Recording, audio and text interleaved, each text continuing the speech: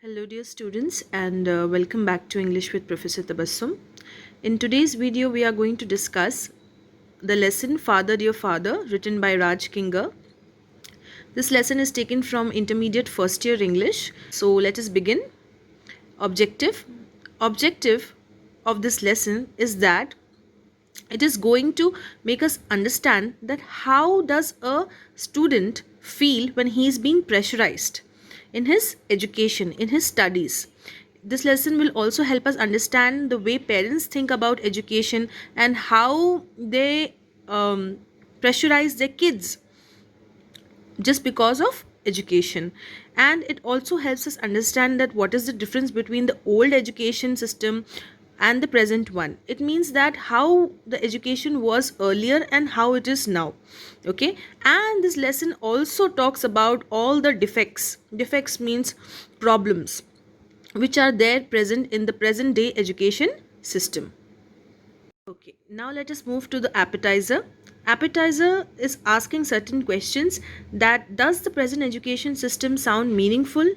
Means the education system which is present today, is it helping students or not? Is it not shocking to have a question like this? Why are parents always worried about marks and ranks of their children? Is education for children or for parents? Think. So this lesson will ask you to think whether education is for the parents or for their children. And we need to understand this lesson by reading the story of a young schoolboy who wanted to talk about his anguish to his father. Was he able to do it or not? Let's see. About the writer, Raj Kinga writes for the press. Father Dear Father is an article published in the English daily The Hindu. Okay, so Raj Kinga is a writer and he's writing for a press, a newspaper. Okay, that is called The Hindu. The Hindu was India's first newspaper, and in The Hindu, Father Dear Father lesson was published. We call it English Daily because it is a newspaper which was getting delivered to every home every day. Okay, it was an English newspaper, The Hindu. About the writer, Father Dear Father is an effective, thought-provoking commentary on the education system prevailing now. Prevailing now means existing now. Thought-provoking commentary means something that motivates you to think more on the specific topic. It highlights the defects in the minds of the parents, teachers, learners, and the government bodies. It sets all to a new wave of thinking. The short write-up is in the form of a letter to a father. So, in this lesson, Rahul is highlighting, the boy who wrote this letter is highlighting all the defects, all the faults in the current education system, the fault in the minds of the parents, teachers, learners, and all the government bodies. And it wants people to change their thinking and also the Indian education system. Coming to the gist, Rahul is a schoolboy. He is the class topper. His first rank slips to the second. Admitting the guilt, he writes a letter to his father. While accepting his father's advice, he raises several pertinent questions. Pertinent means important questions or related questions. Related questions about our education system. He believes that education should give a feel of life to the learners and enable them to live a complete life. Instead, at the altar of unessential rigmarole of knowledge, the joie de vivre of children is sacrificed so much that the learners feel that instead of living, they are letting life pass by. In this lesson, Rahul, he's a schoolboy and he's a class topper, but his first position he used to get every year, but this year his first position slipped and he came to the second position because he just lost a quarter of a mark. Then he feels a lot of guilt. My father's going to scold me now. Okay, and he writes a letter to his father, and then he will ask several pertinent questions, several questions related to his education system. Okay, and Rahul feels that education should be something which makes you feel that you are living, gives a feel of life. Okay, and it should make our life complete, but that is not happening. But instead, at the altar of unessential rigmarole of knowledge, altar means table, on the table of lengthy knowledge, the joie de vivre of children is sacrificed. Joie de vivre, joyful learning of children is sacrificed so much that all the learners feel that instead of living, they are just letting life pass by.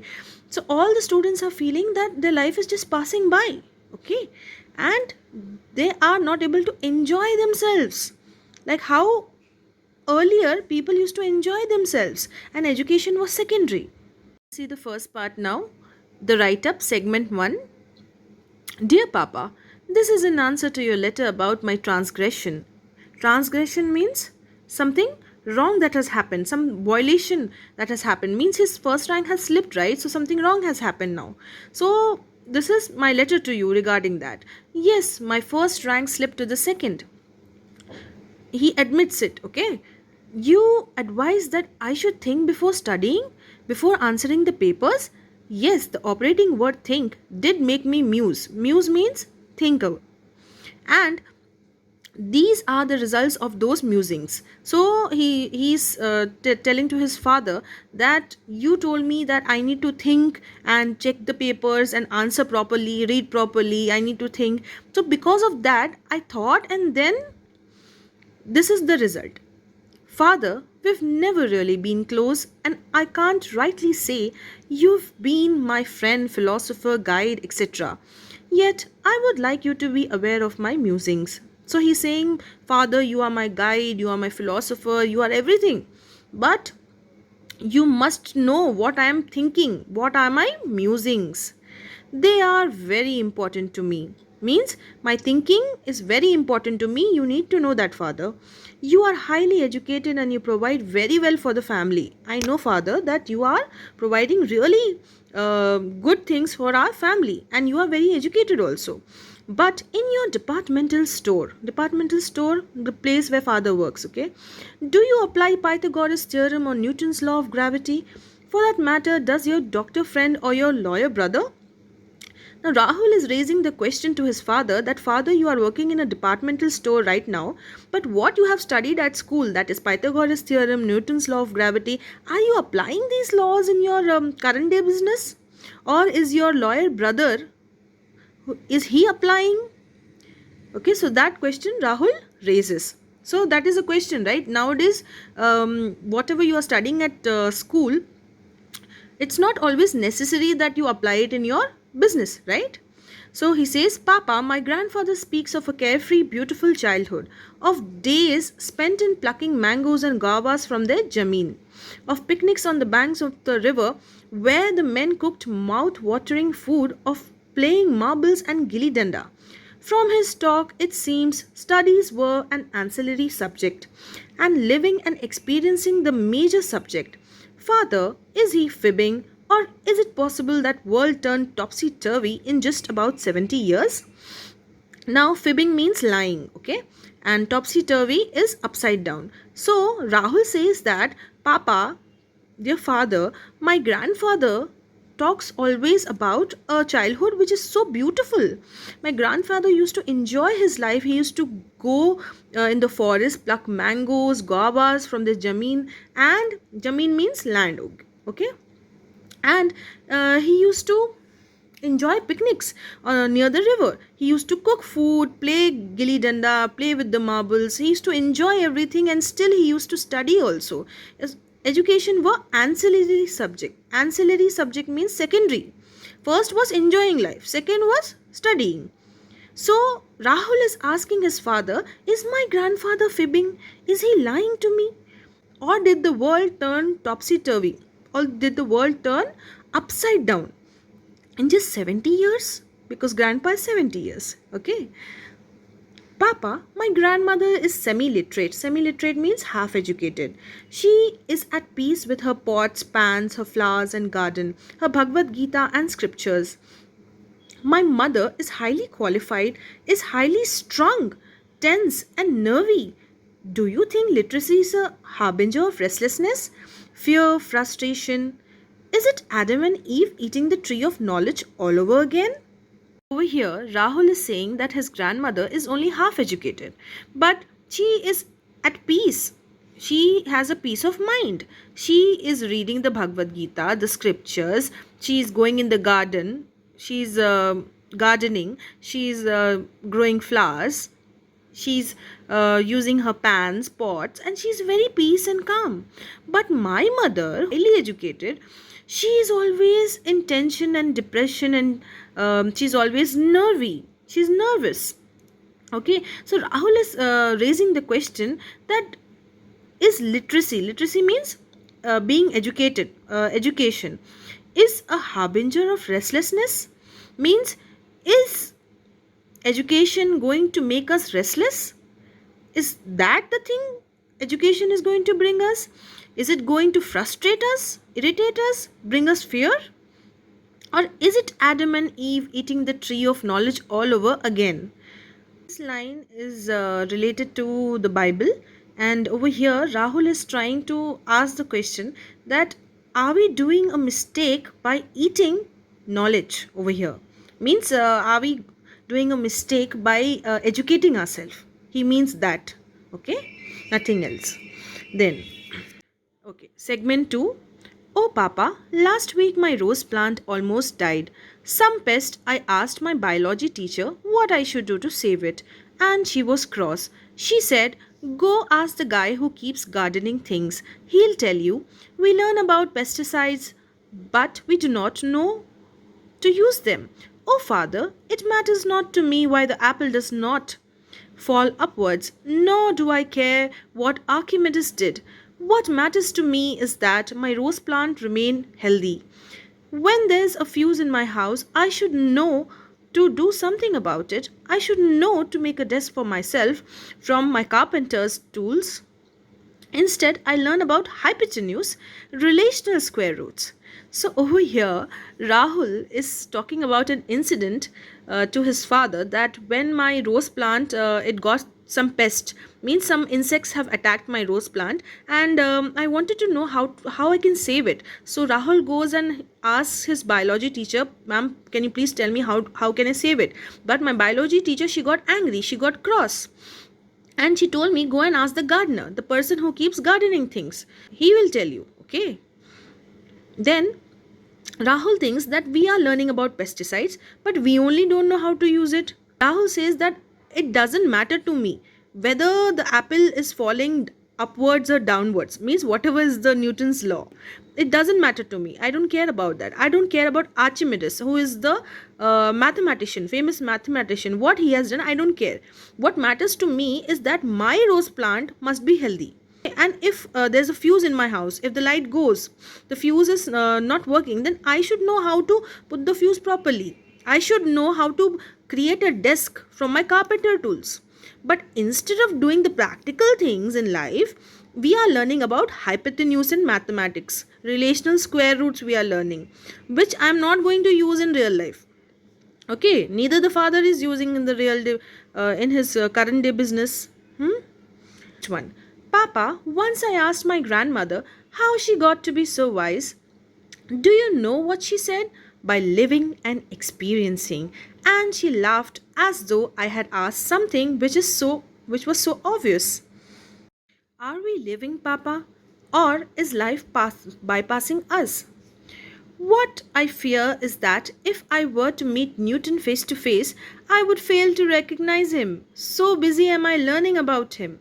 You know, just like that boy Vinu in that award winning film, he prattles on the hibiscus is red 100 times, but in his book, he colors it yellow.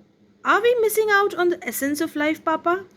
So over here, Rahul shares an incident with his father about his grandmother. That Rahul went and asked his grandmother that how are you so wise, grandma? Okay, so what did she say? She said by living and experiencing, means you have to be practical, she is trying to say. Okay, and she laughed as if things were obvious. It was so obvious, right? If you do practically, then you will understand. Then, so Rahul is raising a question that Papa, are we really living? Or is just life passing by us? Means is just life just going on like that? If Newton comes in front of him, Newton who created the Newton's law of gravity, if that person comes in front of him, Rahul is not going to recognize him face to face because he is always busy learning about Newton, his laws, etc. Then he talks about Vinu, who is a boy from a film, and that boy in the movie, he keeps saying repeatedly, prattles that hibiscus is red, 100 times he says. But When he wrote in his book, he said that hibiscus is yellow. Okay, so until and unless you see and observe things from your own eyes, you cannot say anything. Okay, so when he saw it in real life, then he wrote that it is yellow. So Rahul is thinking that are we missing on the essence of life, on the important things of life? Are we missing out? Are we missing out the practical things of life? That's what happens in my craft and drawing class. My imagination wants to soar like a rocket to Jupiter and Mars to traverse new worlds, new fields. So Rahul is saying that when I am in my art class, my drawing class, and that time my imagination is just like a rocket. Okay, and I'm traveling in my mind. I'm traveling to Jupiter. I'm traveling to Mars. Traverse means again travel to new worlds, new fields, all these places he is traveling. This means what? That Rahul is imagining many things he wants to do. Anyway, Papa, do you know where I lost that quarter mark that brought about my fall? It was a fill in the blank. So Rahul is now addressing to his father, saying that, do you even know that how I lost my quarter mark? One fill in the blank I have written wrong. Okay, where I lost a quarter of a mark. Just from a quarter mark, my first position came to the second position. Okay. Well, what is that fill in the blank? Let's see. I held that he was invited to tea. So what is the fill in the blank here? He was invited to tea. Two he has written in the blank. And my teacher was adamant. Adamant means she was fixed that he was invited for tea. Means the correct answer is 40. Rahul has written 2T. So teacher is saying that 40 is correct, but she was adamant. She doesn't want to change. A matter of grammar. And Papa, if he says George Bush is the president of India, it will have to be so. If he says that the sun rises in the west, so it be it. And if he says that the earth is flat, it will be. It will be, my Papa, at least on my answer papers. My first rank is at stake. You still, my dearest Papa, I shall keep your advice in mind and strive not to lose any quarter marks. All as always, your ever obedient son, Rahul. So over here, he's saying that my teacher didn't want to change. Okay, the answer, my teacher was always saying that the answer is he was invited 40 and I have written 2T. That's why I lost quarter mark. My result slipped from first rank to the second. And Rahul is saying that if my teacher is saying that George Bush is the president of India, that means it has to be that way. And if my teacher is saying that the sun is rising from the west, then it has to be like that. And if he also says that the earth is flat, then it has to be like that. At least on my answer papers, means at least in the exam I have to write whatever my teacher is saying, means word to word I have to write. Then he is ending his letter, as always, your obedient son, Rahul. Now P.S. Your eyes will not see this anguished plea, painful plea, a plea which is expressing mental pain. This was only to lighten my overburdened heart. It is not all arteries and muscles, it feels too. So this means what? That Rahul has not posted this letter. Okay, he has written this complete letter just to lighten up his heart. He wants to share his pain, but he cannot post this letter to his father. And at the end, he says, my heart is not only arteries and muscles. My heart feels the pain also. Now, let us look at some glossary words. Transgression, doing wrong, violation of a code. Pythagoras, Greek philosopher and mathematician of the 6th century BC. Pythagoras theorem, square of the hypotenuse of a right angled triangle is equal to sum of squares on the other two sides. Muse means to think. Ancillary, secondary. Fibbing, lying, telling a trivial lie. Topsy-turvy, upside down. Highly strung, nervous and easily upset. Nervy, nervous, rude. Harbinger, something that foretells the coming of something. Means when something we are getting a vibe that something wrong is going to happen. So that is called a harbinger. Cross means angry. Archimedes, he's a great mathematician from the 3rd century.